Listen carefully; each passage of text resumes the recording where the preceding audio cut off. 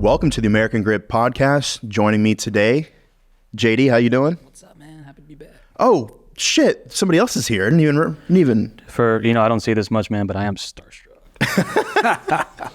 Yeah, we have a Special Forces Secret Squirrel operator here. Didn't even realize you were in the chair. Yeah, I do that a lot. Fred, how are you doing today? I'm doing fantastic. Back in Texas, finally. I miss the state every time I leave. Fantastic. For those of you who don't know, could you please tell us a little bit about who you are, where you're from, and why you're here today? Sure. So I served 14 years in the Army, 7 as a Korean intel analyst, and then 7 as a SF medic. After that, got out, did a bunch of crap, ended up on TV, mining gold all over the world, and now I'm kind of in another transition. I also do some influencer work with Grunt Style.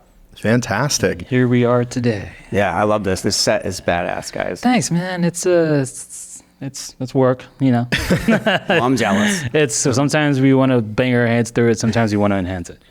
So you said that you spent the first half of your career doing linguistic stuff for Korean? Yeah. I just got back from Seoul. No way. Yeah, the most disappointing thing was I got to the Korean barbecue place and they're like, sorry, we can't seat you if it's only one person because they have to spark the grill and they have all the sides and stuff.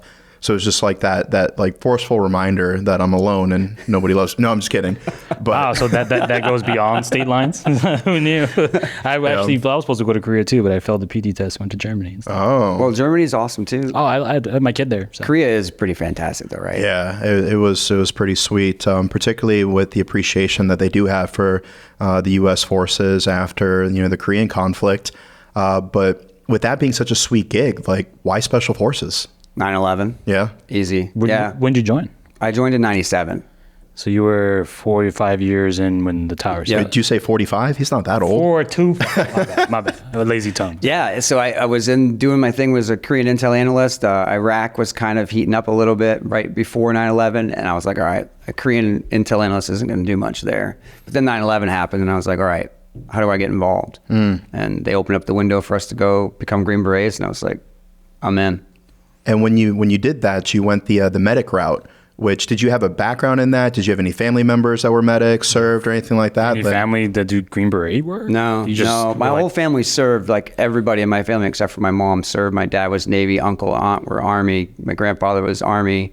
Got a grandfather that was Coast Guard. Brother was Army. So I knew military going out of high school, but I don't know. I just got a fire in my ass, and I was like, I want to fight. I don't want to just sit behind a desk and listen or go to a bar and spy on people. I want to fight. Why medics? Like, it's a very selfless job. You're there to protect left and right, not really worry about what's in front of you, right? Like, honestly, didn't choose being a medic, but I did put it as my number one choice. To me, it was the tip of the spear because you can't go anywhere without a medic. Yeah. And I like challenge. So for me, it was a no-brainer. So being part of that tip of the spear, and you always got to take Doc with you. What's the coolest place that you went? Did you have a favorite? Oh man, least favorite? Least favorite would be Mali, Africa. I just that place sucks. Well, yeah, I got food poisoning twice from mayo. Twice? That was enough. I like mayo. I'm a mayo guy. At the same time, nobody really travels to Mali and say, "Yo, what you got on the shelf? What kind of mayo you get?" It was handmade. It was handmade. I watched them make it. I just didn't watch them not wash their hands when they did so. Fair. But best place, man. Honestly, everywhere else was fantastic. I was stationed in Hawaii. I was stationed in Germany. I've been to Korea, obviously as a Korean linguist. Iraq, Afghanistan were both, I thought, good times. I enjoyed. That was what I trained for. Yeah. So I enjoyed the hell out of it. Did you get what you signed up for? Oh, absolutely. Yeah, you can go on Wikipedia and see one of my firefights. It was like Sawflex. the synthesis of my whole career. It was everything I'd ever wanted. What's So I was a combat photographer in the Army, right? So when I hear that, like, I want to hear what happened. So it was instead of me going, if we got the time, instead of me going to Google, I mean, I could tell you a quick down low of it. Yeah, so we were attached with a French team. There was Sacre Bleu. Yeah. Well, you're about to find out it was Sacre Bleu. The Italians were there, and they had been paying off the Taliban to not do anything. When the French took over, they forgot to tell them that little bit of information. So we went to investigate this spot that was all of a sudden getting hot. We got ambushed by about 220 booger eaters. Yeah. And it was a 45 hour firefight. Pretty much we're like, okay, we're going to die if we don't fight our way out of this. Yeah. Got all the air support in the world. Everything you can imagine that could be air support, we had it. And we ended up turning the tide and winning that, but the French lost 10, 32 injured. I was I was the only front medic. I had my junior medic back doing airlift. Yeah. So it was just mayhem. I got shot in the helmet by a sniper. Thought that I was dead for about 5 minutes, but I woke up. It was okay. You're wearing the right shirt. You're wearing the right shirt. Yeah, no shit, right? It was like everything I'd ever wanted from being a Green Beret medic, and it was all in one day. Did you get to keep the helmet? So like, no, I have a camera lens with a bullet hole in it. Yeah, it's pretty sick. It happened, right? So like with that helmet. No, they took it. They wanted to do research. It was right when the Mitches came out, so they wanted to do research on it. They offered me to buy it, but it was way over my budget at that time. Yeah. Wasn't a gold miner then. Yeah. So the French, the Italians had been paying off the Taliban. Were they paying them in pasta? I think so. And wine. Fed them, yeah. Yeah. Yeah. And then they didn't get the baguettes, and they were like, you know what, fuck this. We're going to start shooting people up if you don't get Yeah, Fred's got to go.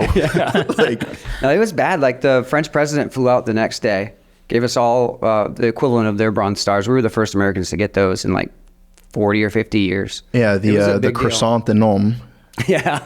It's a little baguette on it. But it was like the biggest loss they'd had in the history of that war at the time. Oh, man. So it was a big deal. But it was everything. I'm not saying that the death and the mayhem was everything I wanted, but to be able to do what I was trained to do. Yeah. A lot of people don't get to do that. You know, I followed you on Gold Rush, and one of my favorite things is your leadership there on the ground. Like shit gets, if you ever watched the episode, everything's great, we're making money, there's inspiration, and then it's fucking chaos, right?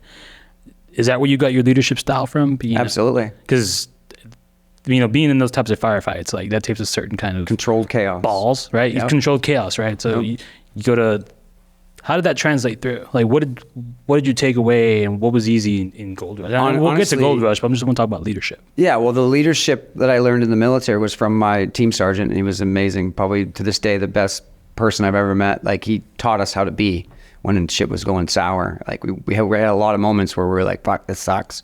But he always maintained his composure, and we just kind of followed his lead.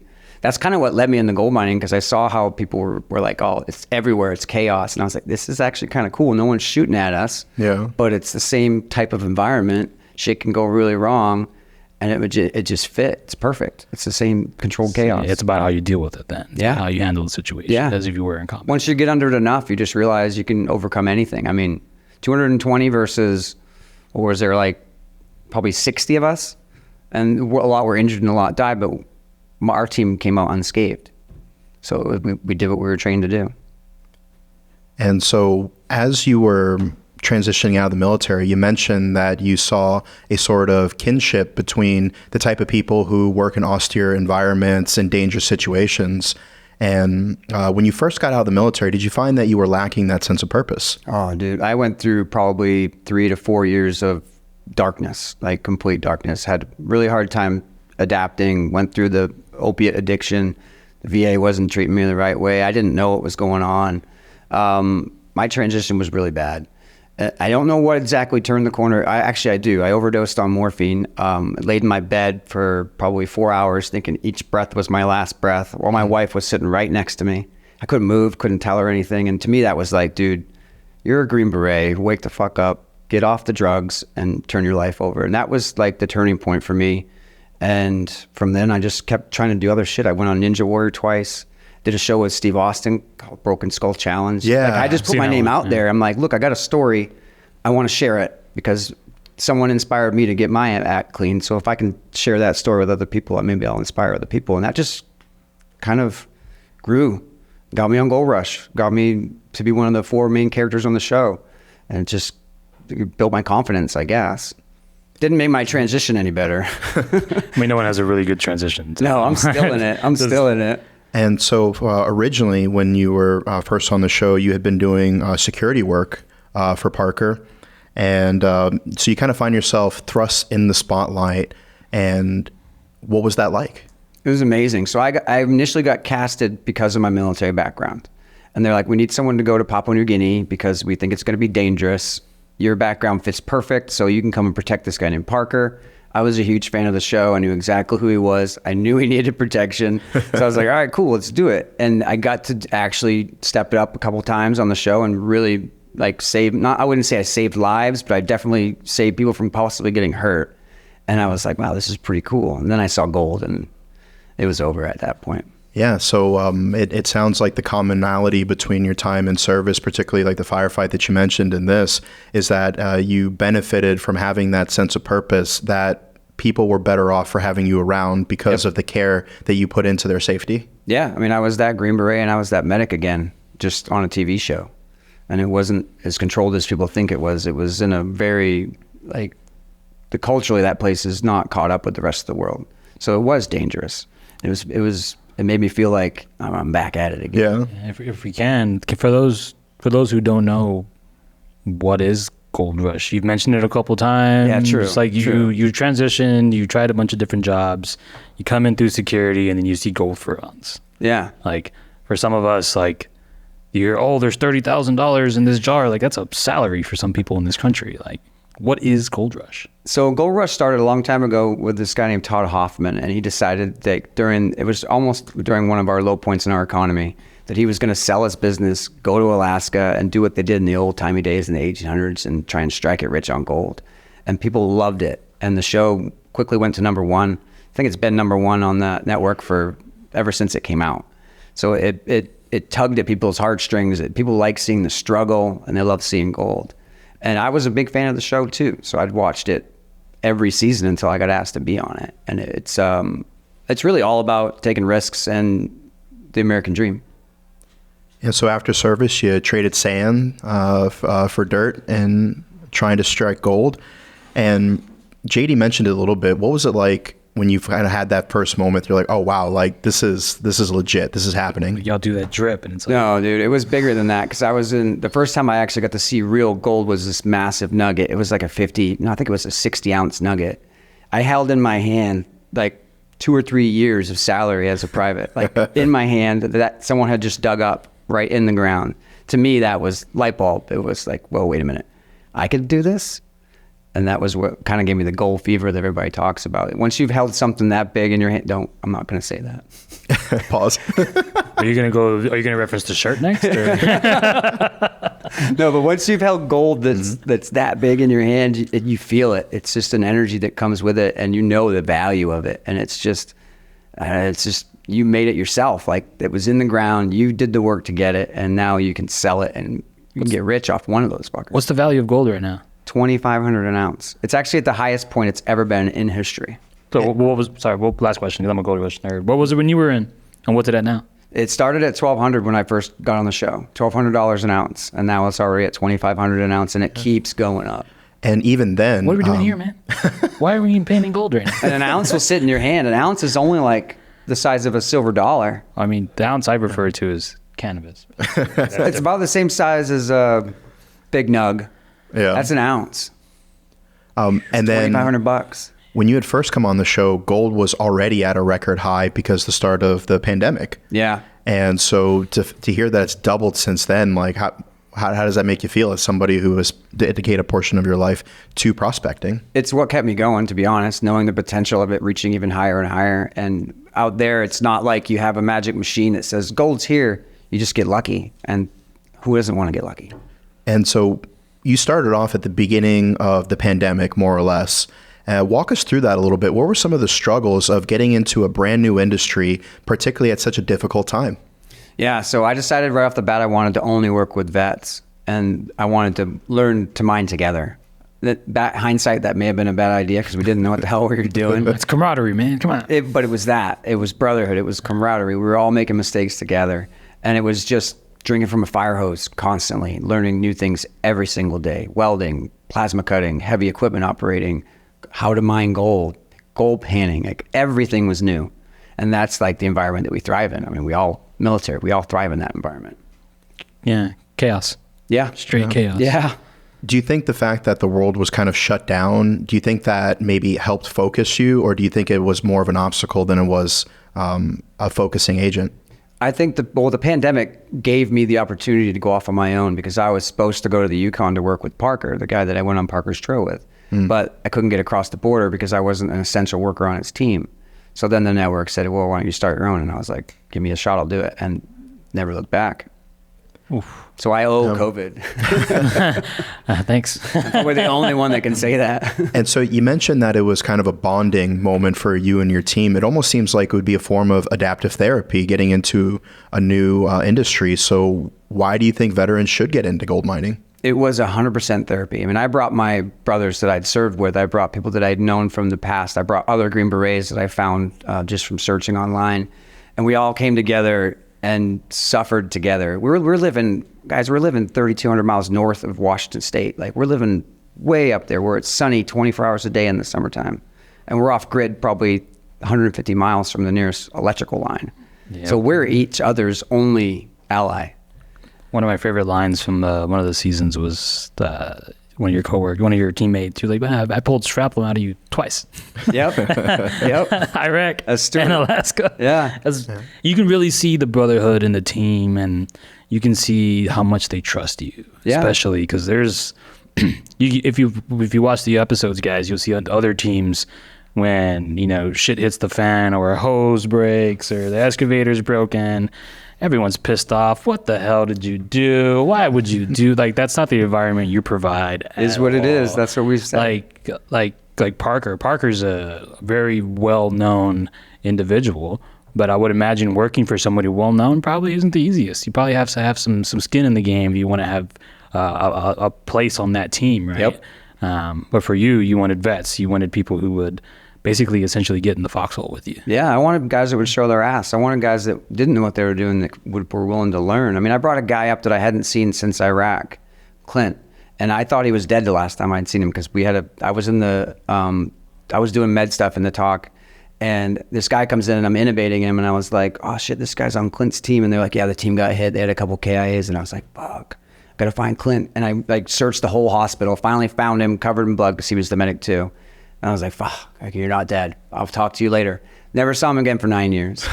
And then I invited him to come up and gold mine. And he was in a bad spot. But going up there and being around us kind of helped him get on the right path. And it was an avalanche of emotion for him, but it changed his life. And that was just going up for a few months. Mm.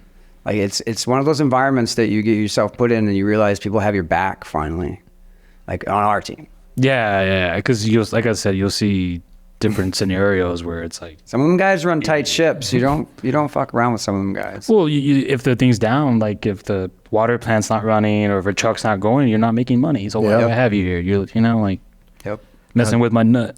Yeah. Now, whether it was your time on deployment or your time in austere locations, most Americans have never really been that far off the grid.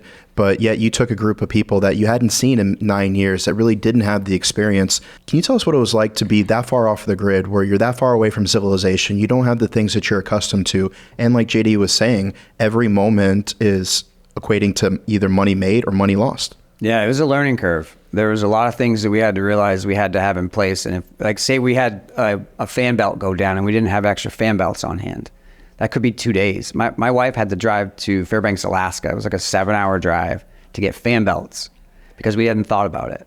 And you learn those mistakes as you make them. That was kind of the beauty of it all. Like, we were learning those mistakes together.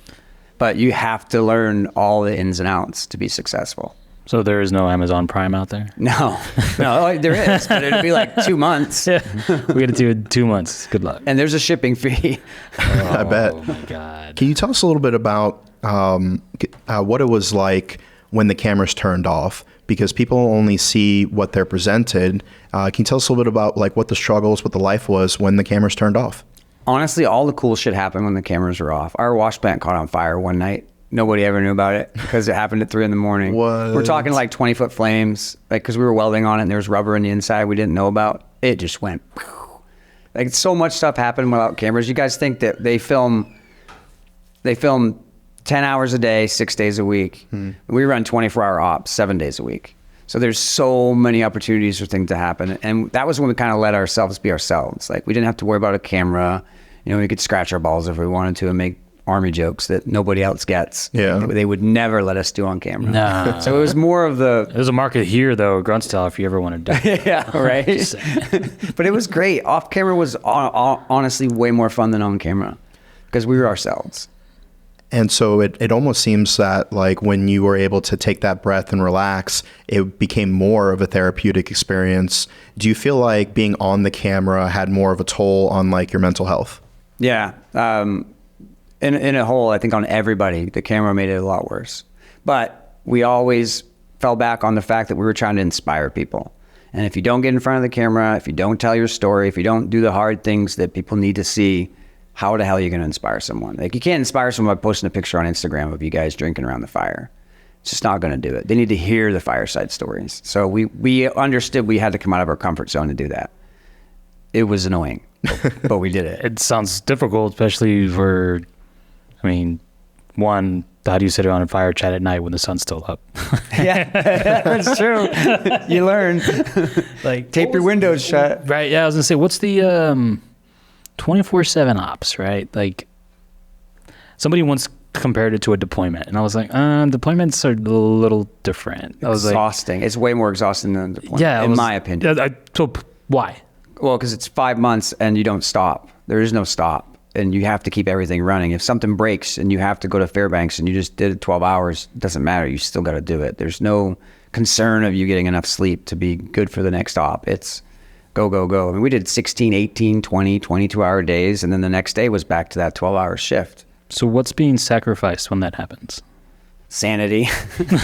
But sanity, time with family. I mean, you're gone from your family 6 months a year. You're not even with your family. And before Starlink came out, we didn't have internet.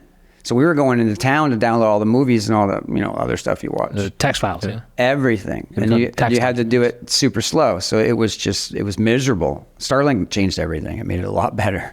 But before that, it was way worse than a deployment. Besides, you weren't getting shot at. Yeah. Which is what they would like. I kind of enjoyed that part. Yeah. That's what you signed up for. Yeah, at least on deployment, you get to shoot back occasionally. And it sounds like in this sort of circumstances, there wasn't like a positive outlet for you to take your stress out in the form of an enemy that you could smoke. No, it was you getting demolished by nature, by all the animals, by everything, mosquitoes, everything, not getting enough gold. Nice. Watching everybody's morale go down. And I'm the guy that has to pep everybody up. And I know that it's not going to be as good as we wanted it to be. It was hard. It was really, really hard, but I would never have changed anything. I wouldn't have brought in professionals and mined professionally. I would have gone this way.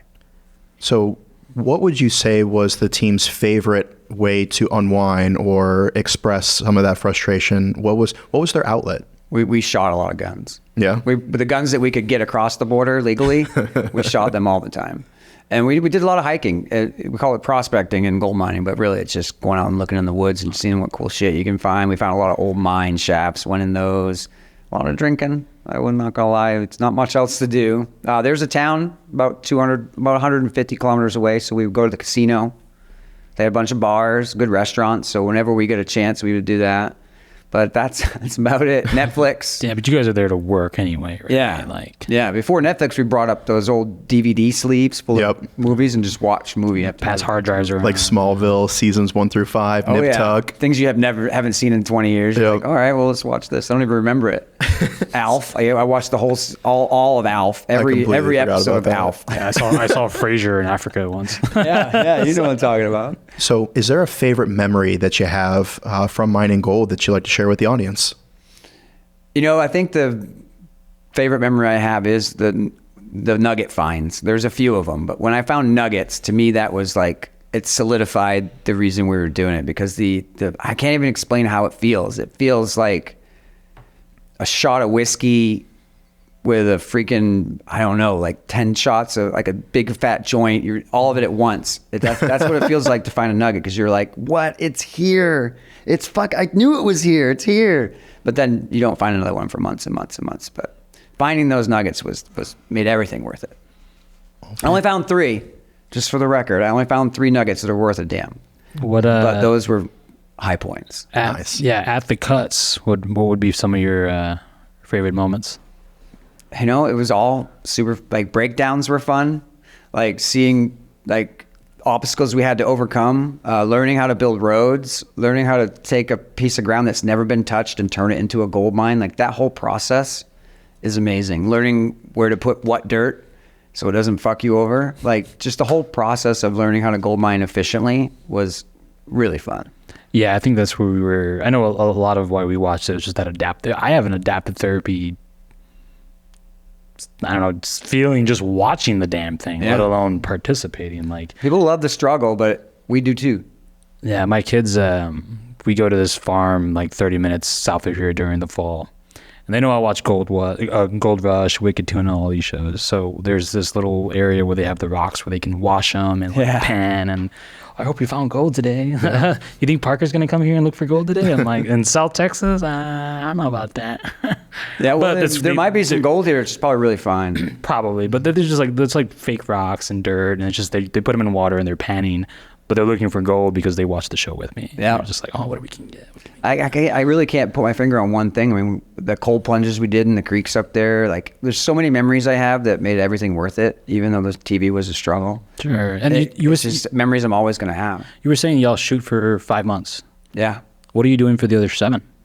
Home, chilling, being with the family. Travel. You want to talk about that?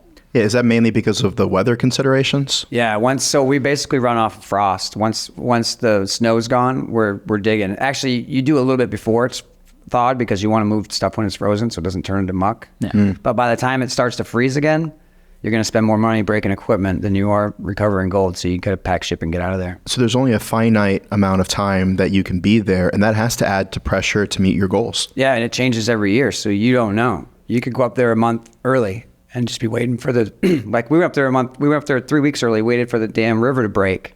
Yeah. And the river breaks, then the ferry goes in. When the ferry goes in, then they start cleaning the roads. And when the roads are clean, then you can get to your claim. You can't plan that. Wow, that's like dominoes. Yeah, and leaving is the same thing. If we let a snowstorm hit before we left, we could be snowed in and have to snowmobile out and leave all of our gear there. So there's immense forward planning and forward this thinking of it's like chess. Yeah. There's a lot of similarities between that and large-scale military operations where, you know, you have to prep the battlefield, you have to have your intelligence, your recon, your artillery, your air support. Supply. Yeah, all these things have to fall into place so that way, you know, the individual with the bayonet on the end of the rifle can inform the enemy of our displeasure with their actions. That's it, dude. I had so many people call me out for saying it was like a deployment, and I'm like, you're dumb. You don't know what you're talking about because this is a deployment in all aspects, minus Getting shot. The enemy. Yeah. Well, I guess the enemy was nature. Yeah. Literally. Yeah. You know, because that's what you're up against. Stress. Stress was for real. Now, to ask something that might be a little bit stressful, and feel free to not answer this, do you wonder where they're going to get the gold for the next Olympics that are being held in the U.S.?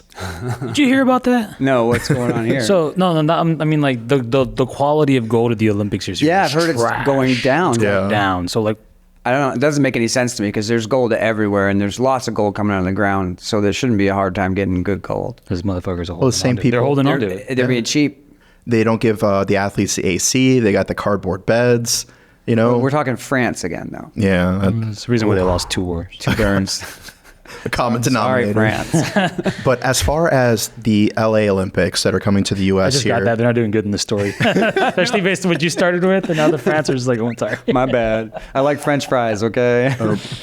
so as far as the Olympics coming up in LA, like what are the chances that you may know one of the guys or gals that pulled the gold out of the earth that may end up around an Olympian's neck? That's actually probably pretty good because I know a lot of gold miners, and a lot of them are still mining in the U.S. And there's a lot of gold still coming out of the U.S. Where- a lot of old mines. Where is that in the U.S.? Like, Oregon, Montana, California. Think about Alaska. when World War II started. That's when gold mining pretty much stopped in the U.S. because they had to take focus off of that to put towards the war effort. They didn't need gold for the war. So they pretty much shut down mining. And all those old mine sites still have tailings. Tailings is like junk. But back then the equipment sucked. So all the tailings had gold in it. So there's people that make a living going on those old tailings and just mining it. Just cleaning up Hardly old any people's work. You're just taking yeah. old tailings and putting it through a machine and you got gold. Washing rocks, man. Here we are folding shirts. So if you could make any sort of statement to the U.S. Olympic Commission in regards to the gold medals, what would you say? Source locally. You should get the gold from the United States. I mean, that doesn't make, nothing else makes sense. Like if we're going to try and one up the last person or last country that did the Olympics, let's get some real freaking gold. I mean, that stuff's shiny, it's pure, and it's been dug up by Americans. Why not? I mean, to be fair, the USA has more Olympic gold medals than, or Olympic medals in general, than any other country. And soft flex, most Nobel Prizes, most flags planted on the moon. No big deal. I could do one further flex. Most of them are from Texas. Yeah, if Texas was its own country, it would have. It would be fantastic. It'd be third. If Texas was its own country. What? Yeah, soft flex. Soft flex, but. Yeah, but no, that'd be super cool. Like to think that like maybe some of the gold that you mined ended up in the Olympics. Right. There's also a lot of silver in the United States too. I mean, to be fair, like I'll let the audience decide, but if there was like a mullet contest, like I have gold and silver right here. Like those are both luxurious hairdos. Yes, I actually complimented you on your hair. It's quite pretty. Likewise, it's like that Spider-Man. But with just you two, though. Actually, to transition off the Olympics, in the episodes, you wanted a team of veterans, right? Yep. They all happen to know about the brand as well, right? There was a lot of Grunt Style there. Did y'all ever talk about the brand? How did they allow it? Did the network say anything? Well, The selfish plug here. They try, but they can't block everything. You just put it on, and if they don't blur it out, they don't blur it out. That's a lot of editing for the editor, huh? Yeah, and I had been working with Grunt Style in many different capacities way before that. I started a nonprofit long ago called Vetscape. It doesn't exist anymore because I got too exhausted from doing that. But we were working with Grunt Style. They did a shirt for us just for the nonprofit, and I think I met Tim at SHOT Show. Made a good relationship there, and we just stayed in touch the whole time. So when it came time to be on Gold Rush, I was like, hey, my company should have Grunt Style shirts. That was the first thing. It was easy. Next week, I had Grunt Style shirts with my company logo for the show, and it was, I mean, why wouldn't I want to work with a company that supports vets? Well, there's no question about it. And when I was a nobody, Grunt Style hooked me up and helped me out. So I've always got their back too. I don't know about nobody, man. Give yourself some fucking Well, credit. before Gold Rush, I was just a dude. You're an American hero, buddy. Tip of the spear. Tip of the spear, I'll take that. Yeah. And also an American Ninja Warrior. That's right. How'd you do on that? You never kind of glossed over it. I did because I sucked at it. Is there footage of it? No, I didn't even make the show, bro. I went twice. I fell on the second obstacle both times. Different obstacles. It's just so hard to train for that stuff when you don't know what obstacles are coming up. They show you and they're like, all right, ready to go? Are you passionate about that, though? Not really. I just wanted to challenge myself. And it was more about inspiration still. It was more about getting my story told so that other dudes could be sitting at home or other chicks could be sitting at home and be like, wow, that dude's trying. I need to try.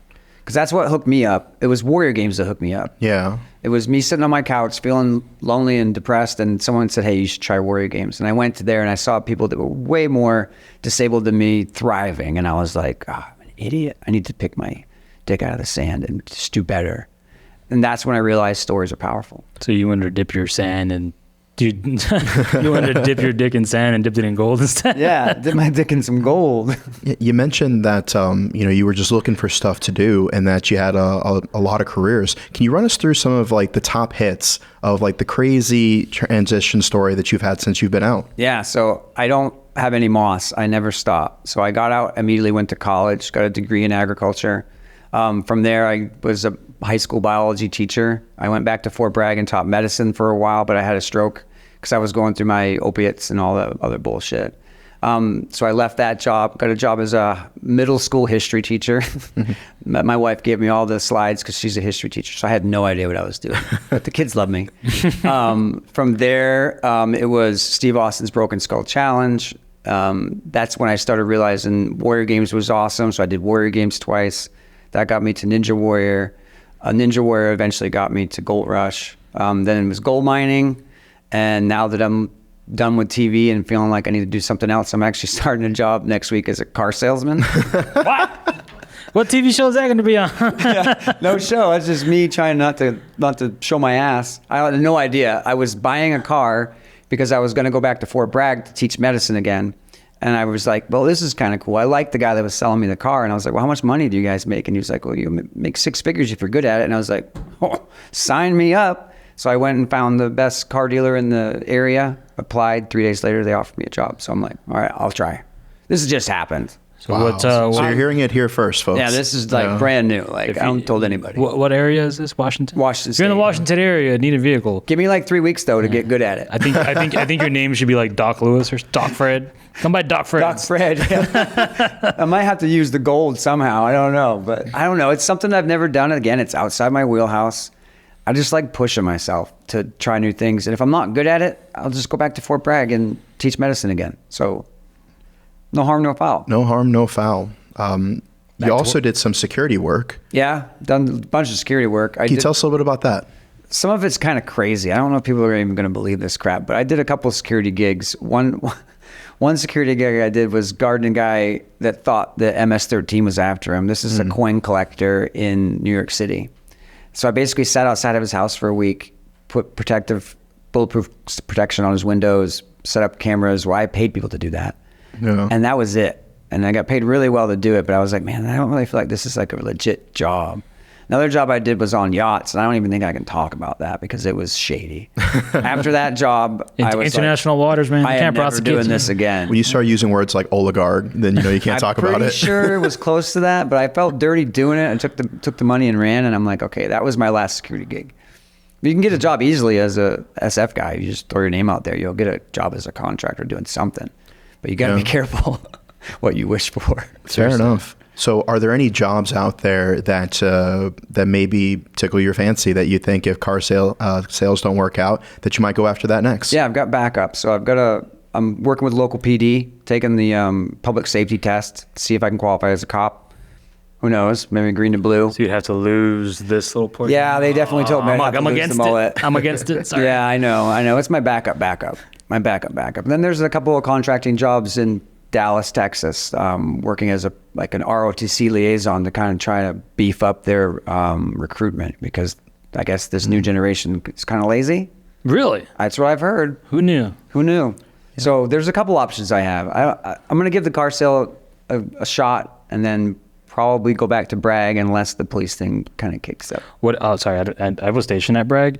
So if you were to go back and sell cars at Bragg, oh, that might be a good place. Instead of giving someone else 28%, you can give them like 22. That's right. Hook up the bat. 21. Hook up I got you, veteran discount, dog. Yeah. Come on down to Secrets. We'll take care of you. Secrets. I missed that, police. So, I mean, I would say that if there is an opportunity for a unique type of contracting job, say maybe like, Bezos, Musk, any of those guys who watch the show a lot. I'm in. What if they're looking for space security? I have been trying to get in touch with Elon Musk forever, man. I would love to work at anything he touches. Huge fan. Anything he touches. Yeah. Man, he's my hero. Like, seriously, like wow. I would fanboy over him. Why is Elon Musk your hero? Because he's self-made, he's super intelligent, and he sees through all the bullshit. I don't think he's a real person. He's a psyop, man. He's a psyop. Whether it's contracting, being in the military, let alone a Green Beret, whether it's gold mining, you continuously find yourself in positions and jobs that are not for everyone. Can you tell us a little bit about what it takes to have the determination to try something new, knowing that you may fail? I think it's an addiction. I think it's just my personality where if I'm doing something that's easy, I don't feel fulfilled. So for me, I need to push myself to feel happy in life. And I think I'm just going to keep going until I find something that I'm willing to hold on to. But I mean, I'm still transitioning. It's been 14 years since I got out of the Army. Yeah. I'm still going and I don't even know what I want to do yet. Honestly, I don't. I think that's okay though. Right? Yeah. Like it's pretty, I think that's most of us. I think my resume's cool. We all transition. You got the love of a good woman. You got a family. Yeah, great family. Great family. I couldn't be any happier with my family. They're the reason I'm alive. They've supported me through all the lows. To allow me to take the risk to go on this crazy ass dream to be on a TV show. They've supported me every which way. So for me, it's just I'm gonna keep going until something tastes right. Fair enough. I like the episode when your wife comes and shows up and she gets in the foxhole with you, right? Yeah, I didn't like that. I mean, I love working with her. It's me and the boys, but damn it. She puts shit down like it's real. She's the one that's back in the checkbook. So if I'm up there without her, I can just take risks all the time. But when she's up there, she kind of pulled the reins back a little. Yeah. She's a lot more like intelligent based than me. I'm more of a whee gambler. So I love working with her. Don't get me wrong, but man, she was definitely right. She holds it tight. Let's put it that way. She does not let me do stupid shit. Someone needs to. Now, do you feel like with that personality trait, that kind of speaks to your time in the Special Forces? Because I've heard a lot of people say that they can train you to be in better shape, they can train you to be a better shot, but it is about the personality and the cohesion of the team. Do you find that that is something that you experienced yourself? I think that the government, all governments all over the world have figured out the genetic makeup of what they need, and that's what they end up selecting. Because I'll meet guys from Denmark, from Sweden, and they're the exact same person as we are in SF. It's like they know what they're looking for. I don't know what it is, but there's a certain craziness that also lends to a control. They can control it. That everybody looks for in their special ops. And that's, I think, why we get along so well no matter where we're from. It's weird. Yeah. It's weird. You're all crazy motherfucker. Crazy, but we hide it well. You mask it, yeah. Yeah, we're able to mask it and not like go into Walmart and piss somebody off and get in a fist fight. We're able to be like, all right, I'm leaving this situation. Extricate yourself. Is there an organization, whether it's like the U.S. or maybe like a foreign unit, that you find is like that you enjoyed working with the most? Oh man, all of them. I love Australia. Like all the Australian special ops groups I've ever worked with are badass. I almost feel more at home in Australia than I do here sometimes. It just feels like they're my people. I get that. They're just a rough bunch of I've never been there. Why? Yeah, so I don't know, man. It's just who they are. Yeah, I went down to Australia to meet with a bunch of veterans down there. We went at their Anzac Memorial. And they don't have the same representation that we have here in the U.S. There's not exactly like a Grunt Style equivalent in a lot of these other countries. Mm-hmm. So we oftentimes find that the foreign military unit community of veterans are even more tight-knit or even more isolated in certain instances. And when you get down there, and they have that connection, and you may not have the same exact experience, but we both know what it's like to sleep in a foxhole. We both know what it's like to drink from a canteen that tastes like damn it. And so once you kind of have that connection, they're like, fuck, I can be myself around this person. Yep. And to me, like, and Australia is kind of like the Florida of the U.S. or the world. Yeah, that's a good way to look at it. Yeah. And as a Floridian, I got along very well with Australians. Yeah. I loved it there. And honestly, I reached out to some people to try and transition when I got out of TV. And there was an Australian guy in DC that was really helping me find gigs. I actually applied for a job at the embassy in Iraq. And he was hooking me up with connections left and right, not even knowing me. But he was basically a Green Beret in Australia. So it was like a brotherhood before we even knew each other. Yeah, it's like a mutual respect thing. It's weird. It's DNA. There's something that they know. They select us for something. There's some psychological thing that they pick us. Maybe it's like the question when they asked, would you open a flower shop? Maybe everybody just says, yeah, I'd open a flower shop. Maybe it's like, all right, that guy right there. Now, do you think that's true of NSW, like the SEALs? Like, are they the same breed of crazy, or are they a different type of crazy? I don't know if I want to get in trouble here, but I know a few That's SEALs. why I saw it. That's why I wanted to ask this We're question. not talking about network TV here, right? I know a few SEALs I like, but for the most part, I feel like they're just a little less controlled than we are. Like we're silent professionals. That's our thing. They're not. They want to write books and make movies and showcase all their mistakes. It's just not how we roll. I just find that we're a little bit different. Like they're a little more flair. So you're never going to write a book? No, probably not. I mean, I should, but it's not in my makeup to brag about stuff. Yeah, like the only reason everybody knows about stuff I did because of TV. Fair. Yeah, I mean, we can write the biography just from this interview. Yeah, there's literally. A lot of, you guys can do it. Yeah. France sucks. So you've had a very unique story, and it's been very inspirational to a lot of people who have seen your struggles and your success. So the big question that I'm sure we're all wondering is, what's next? Who are you working with? What do you have on the horizon? What are you excited for?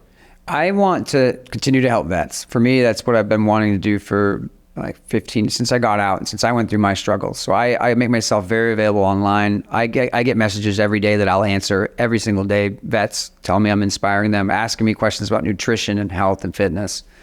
I want to make myself available and just inspire. Like, I know it sounds kind of cheesy, but I just want to help people. I want to help people in any way I can. So I think the work I do is moot.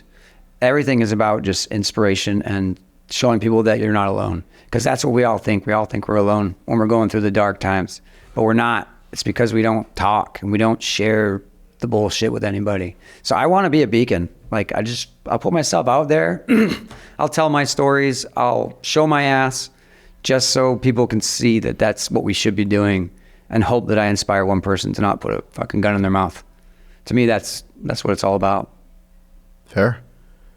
So I have just a couple questions, if you don't mind. No, We're doing good on time? Yeah. All right.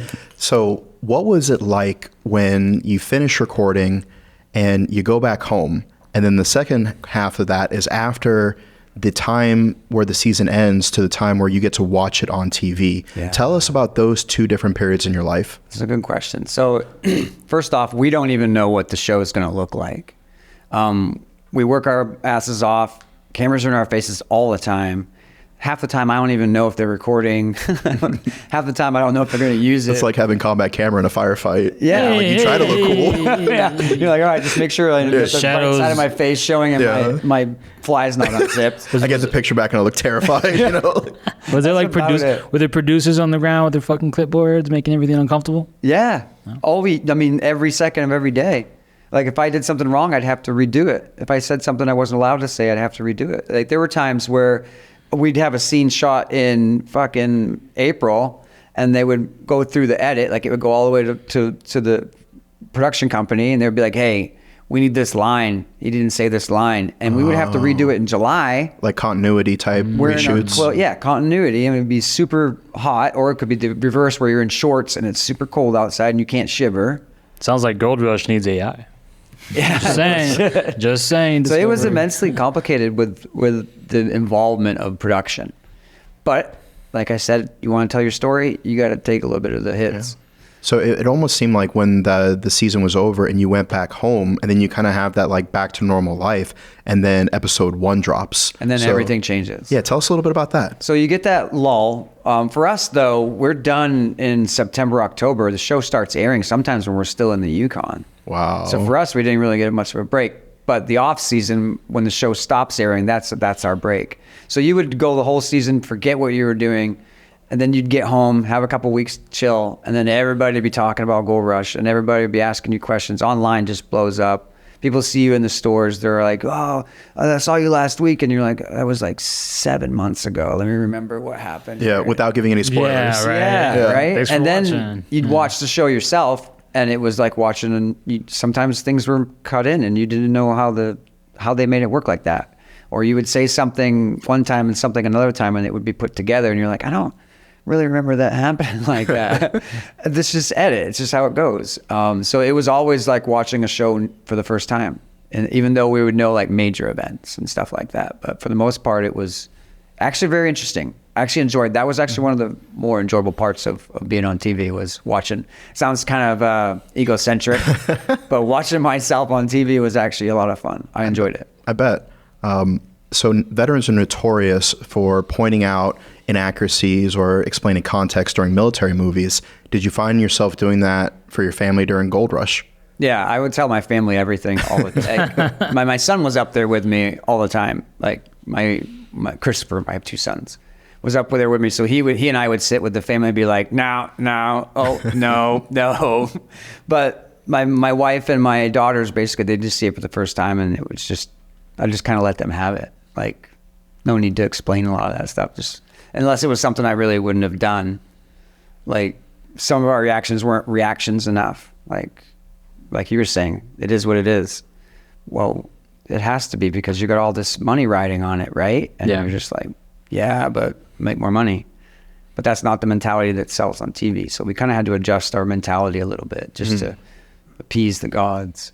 Kind of like when you have like the some higher up come out on a patrol with you, and you have to like spruce it up a little bit. Dog and pony a little bit more. Dog and pony show. Yeah, pie the corner a little harder than you may have otherwise. That's it. So there were some things that were like that, but it was a very unique experience to go through it, have a break, and then revelate onto what's actually coming onto the screen. It was pretty cool. That was probably the best part. You gonna miss it? No. Absolutely not. I'm not going to miss that, and I'm not going to miss gold mining, to be honest. What? It's my personality is, once I'm done with something, I cut it and it's gone. I move on. I focus because I'm not a half-asser. So if I'm going to do something, like I'm going to be 110% into selling cars next week. And that's all I'm going to think about. I'm going to look up every major car brand and all their specs. And I'm going to be that guy. And gold mining's in the past. I just don't dwell. I move on. I don't sit and dwell about being a Green Beret. Like I'm proud of it, but it's not something I dwell on. So when I'm done, it's gone. It's gone. I don't miss TV at all. Not one bit. Yeah, I mean, I was on AFN once. Fuck that. Yeah. So you know what I'm talking about. You mentioned that, but if you got the call to be on another reality show, like maybe the Great British Bake Off. Oh, I'd do it. Yeah. Silver Would you take Rush. that? Yeah, it was an enjoyable enough experience where if I was given the opportunity, I would do it again. So producers, Not that if you're out there watching, and you want Fred to appear on your show, I can bake. maybe go buy a car and have a conversation. Bake, get baked. Honestly, I think I would apply both. Boom.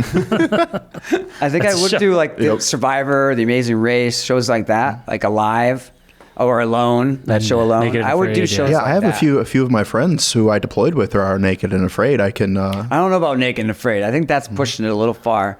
You want to do Ranger panties and afraid? Oh, I'm in. Just seems like a whole lot of suck. Yeah. Whole lot of suck. I mean- I know embrace the suck, but you're asking for it there. Some really bad things happen We need on more that show. more stars on the shirt. I need to eat. So what about let's rapid fire some reality shows. Dancing with the Stars. Would you go on that? 100%. WWE wrestling. I would do it. Yeah, big fan. That's why I have hair, Sam. Yep. Power Slap. I'd do it. Yeah. Yep, I'd do it. I got a good jaw. I Family, got a good fist too. Family Feud. Oh yeah, I'm in. That'd be hilarious to have like a Gold Probably Rush couldn't find a show I episode. wouldn't do, to be Yeah. honest. I'm trying to think of a show I wouldn't do. Naked and Afraid. Yeah, besides Naked. Jersey Shore. Are there any shows Top that are produced. no longer I'm in. on that you would have liked to have been on, like maybe Fear Factor? Fear Factor, I would have loved to. Yeah. Because I could eat anything. Anything. I'm not scared of. I'm a little scared of heights, but I could get over it. I was jumping. out of Mayonnaise in airplanes. Africa.